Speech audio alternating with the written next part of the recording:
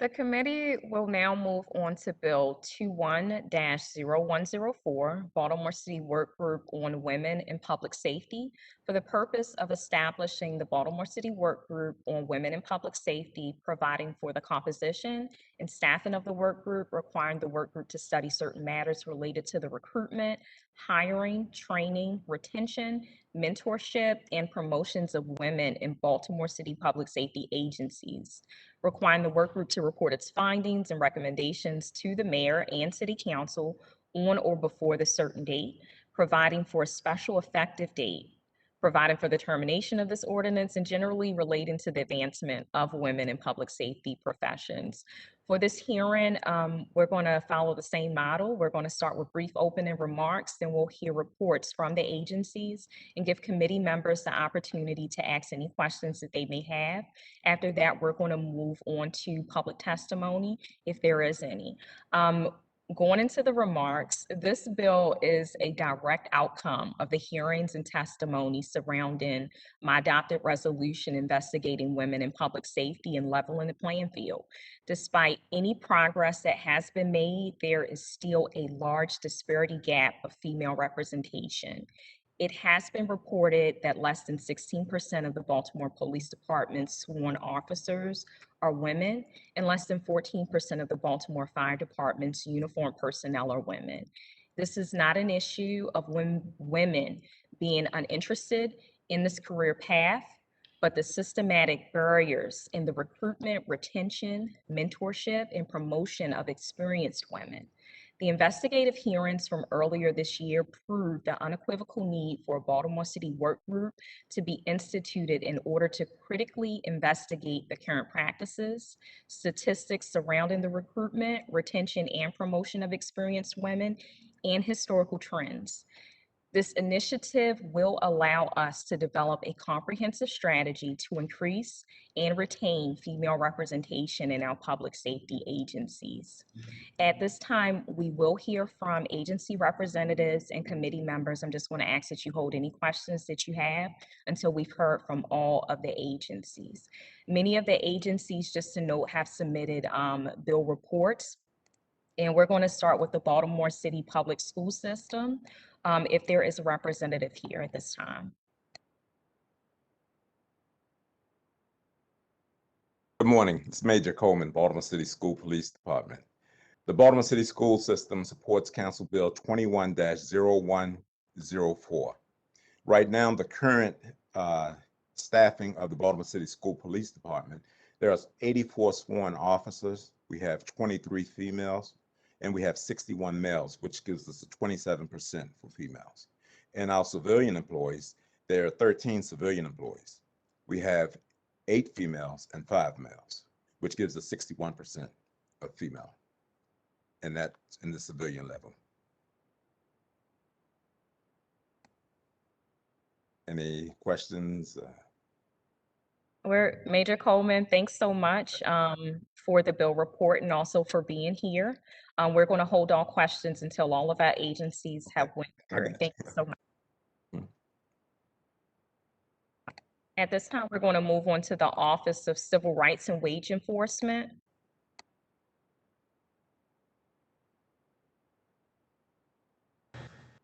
Good morning, Madam Chair. Nina Thumlis with the Mayor's Office of Government Relations. I don't believe we were able to have a representative from the Office of Equity and Civil Rights on this morning, but they are supportive of the legislation and do look forward to participating in the work group once legislation passes. Thank you. Thank you, Nina. We're going to move on to the Police Department. Good morning, Chairwoman McCray. For the record, Michelle Wurtzberger. I'm the Director of Government Affairs for the Baltimore Police Department. Just very quickly, Commissioner Harrison is absolutely in support of the goals that are listed in the bill and that you have expressed previously. He is committed to increasing and improving our hiring, our retention, and our promotion of women within the department. Just for the record, I have a few folks who have joined me today on this hearing. Lieutenant Colonel Monique Brown from the Patrol Division, Deputy Director Chanel Branch from the Recruitment Office, Bill Joyner, who is our equity officer, and of course Shannon Conway, who works with me in the government affairs team. We support this bill. We absolutely look forward to working with the work group to figure out a strategy, and we do look forward to kind of reporting out on the things that we've already done, the steps we've taken, the marketing plan that we are building out, and some of the things that we've already put forward. We're pretty excited about this and look forward to participating, ma'am. Great. Thank you, Michelle. And thanks to all who are in attendance from our Baltimore Police Department. Next, we're going to move on to our fire department.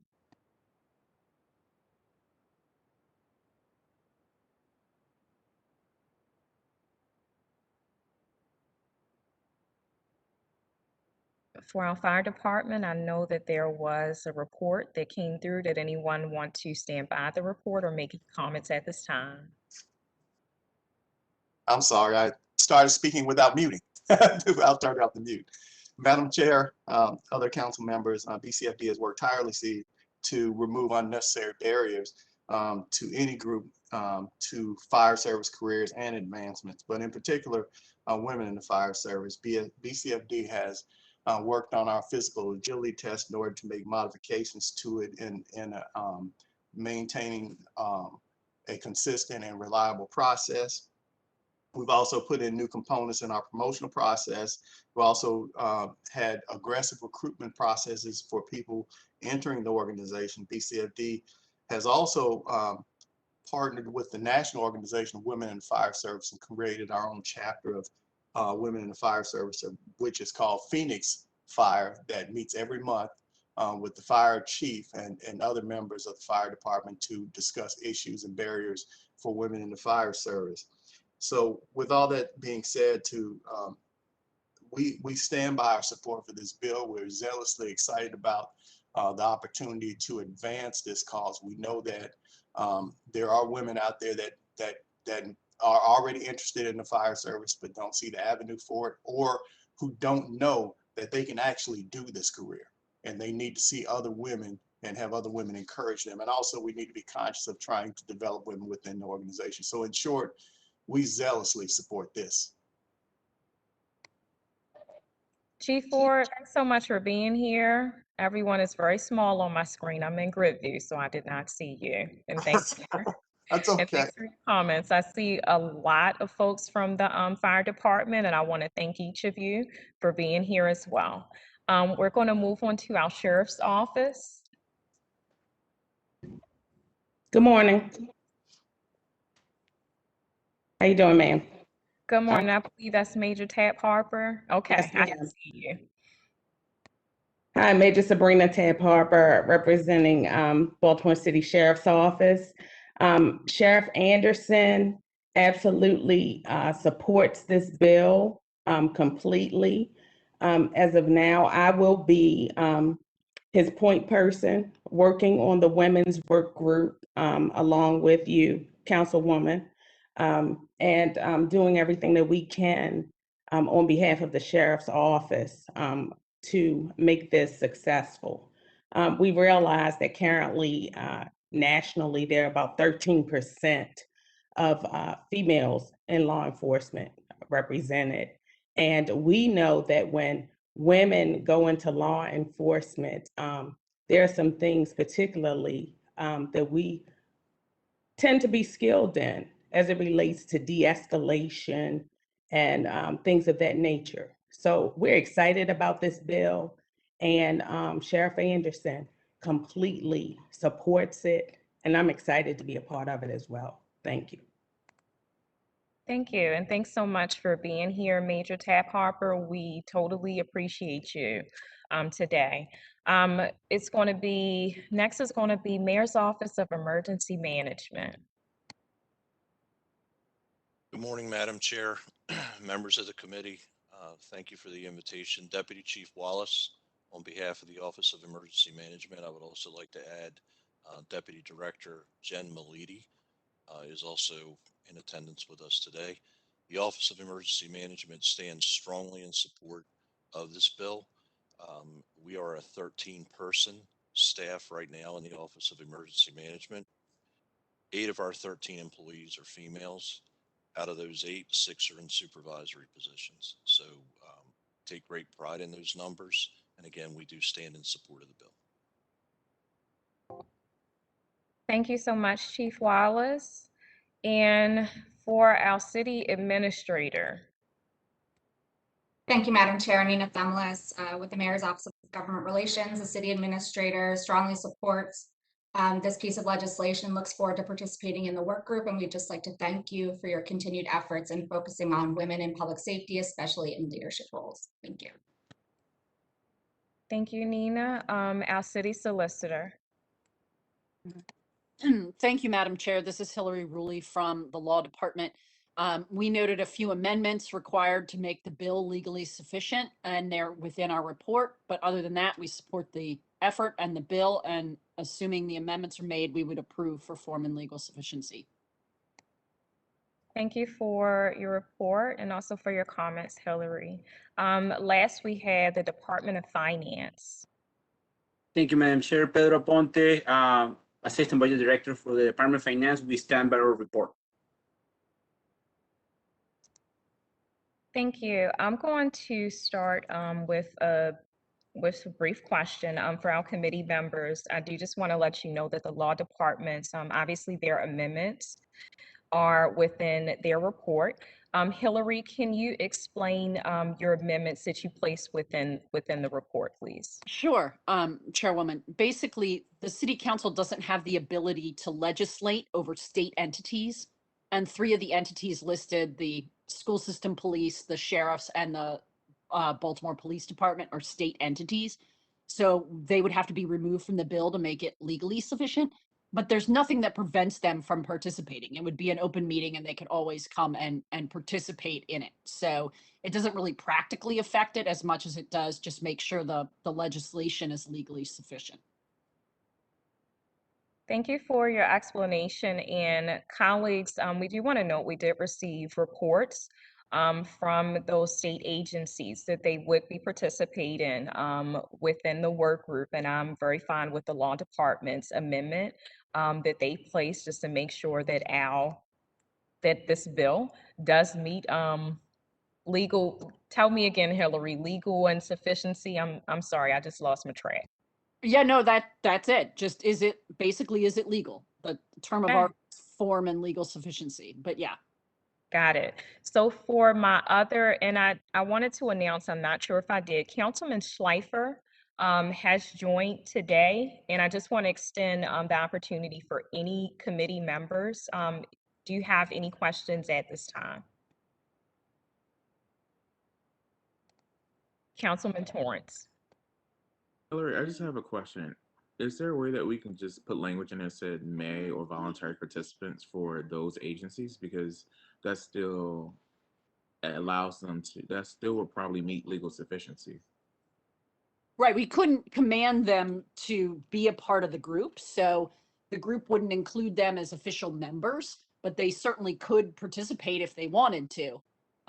In the process, you know, they can come to the open hearing, but like the group membership, we couldn't force them to be part of the listed members, if that makes sense. No, I'm just, sorry, I'm competing with my son. My question is, one, why not just create another section within the ordinance which says that voluntary participation may be extended to blah blah blah, right? So so while the language of the statute would not require them to be there, but it would allow them to be voluntary members participating. So if they choose to, which gives them the choice. Which Right. then, The problem there is, remember, this is a group with a quorum and membership, so you'd want to say who the members are. We couldn't compel them to be members.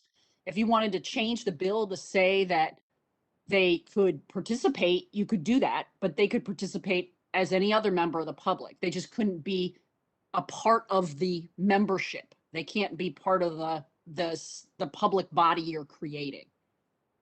You couldn't have legislation that said they are members. If you want them to voluntarily participate, they could do that, but they wouldn't be counted in the membership, the quorum of the membership, right? So like, for example, if the body's going to make recommendations and take a vote on something, they wouldn't be a voting member because there wouldn't be a way to allow that in the legislation, but they can always participate, if that makes sense. Yes, thank you. Thank you, Councilman Torrance. Do we have any other questions?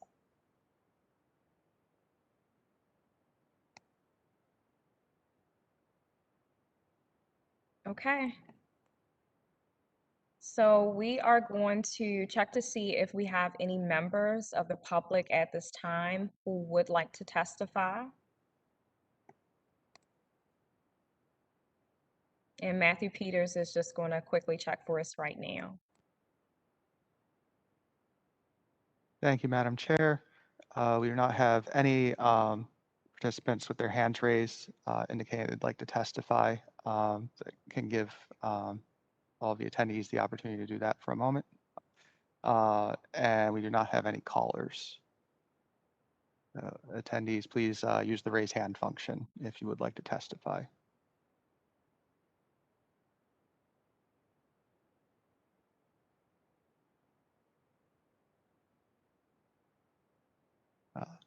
Madam Chair, we do not have any hands raised, so it looks like there's no public testimony. Thank you, Matthew. I just want to make sure for my colleagues, our state agencies, I just want to note, and I do hear your concern, Councilman Torrance. Our state agencies have all went on the record in stating that they will be participating. I'm fully confident that they will be in attendance at the work group meetings. So at this time, and I do support the law department's amendment, so I just wanted to go on the record as saying that. At this time, we're going to move with a motion for the amendment. Is there a motion for the law department's amendment at this time? So move, Torrance.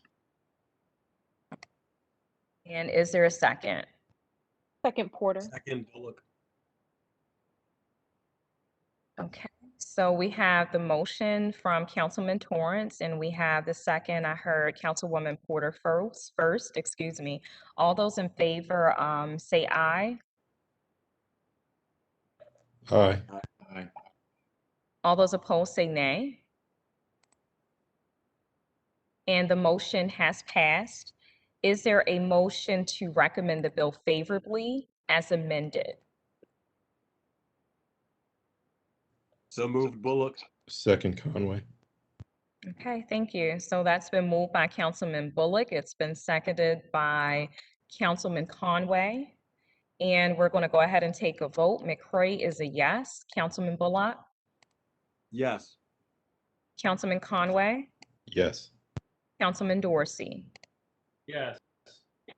Councilwoman Porter? Yes. Councilman Torrance? Yes. Councilman Schleifer? Yes. Thank you. The motion has passed. The committee will report the bill at the next city council meeting. I want to thank all of the representatives from all of our public safety agencies who were here today. I want to thank you all for your service as well. For members of the public and for everyone who's on right now, thank you for joining us this morning. This hearing is now adjourned.